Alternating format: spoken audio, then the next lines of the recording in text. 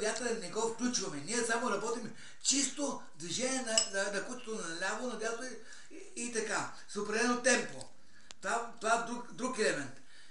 И тук ние говорим, когато кучето намини, обърне совалката, обаче обърне обратно и в даден момент мине зад теб, това е погрешно и отчита слаба ефективност при търсенето на даден терен.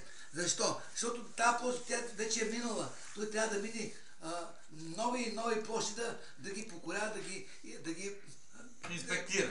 Да ги инспектира. Сега, тук ние говорим и за совалки. Тя може да бъде от 80 до 100 метра наляво и 80 до 100 метра надясно.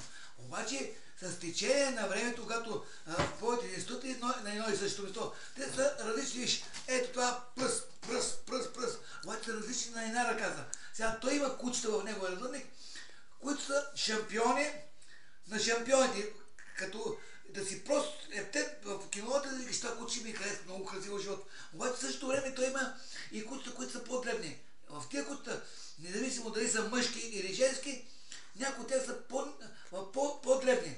Сега, по-дребното куче, погледнато от работен аспект, на куче е работно, по-дребното куче е много по-работно от по-едрото куче. Обикновено по-едрите кучета, те просперират, значи, изпъкват и така в изложбите, в екстериорни изложби. Така че той, господин Ветрински, има кучета от различен тип и той лично предпочита кучета, които са по-дребни, защото те нямат умора.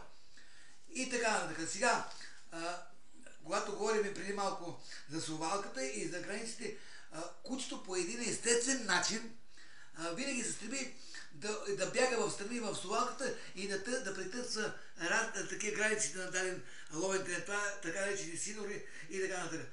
Това не трябва да бъде опорна точка за което и да е куче, когато търси. Когато говоря, което и да е обучено, но добре обучено куче. Значи той не трябва да привлича и да бави работа, да иди в този край или оня край да забави. Той трябва да търси напред.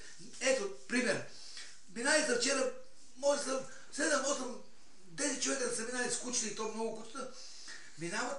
Ние от неговите кучета, които работят на пръв поглед на режим лов, не е състезание. Защото от неговите кучета ги виждам, по него съм виждал как работи с едно куче. Но вчера го видях за първи път с отбор от 4 кучета.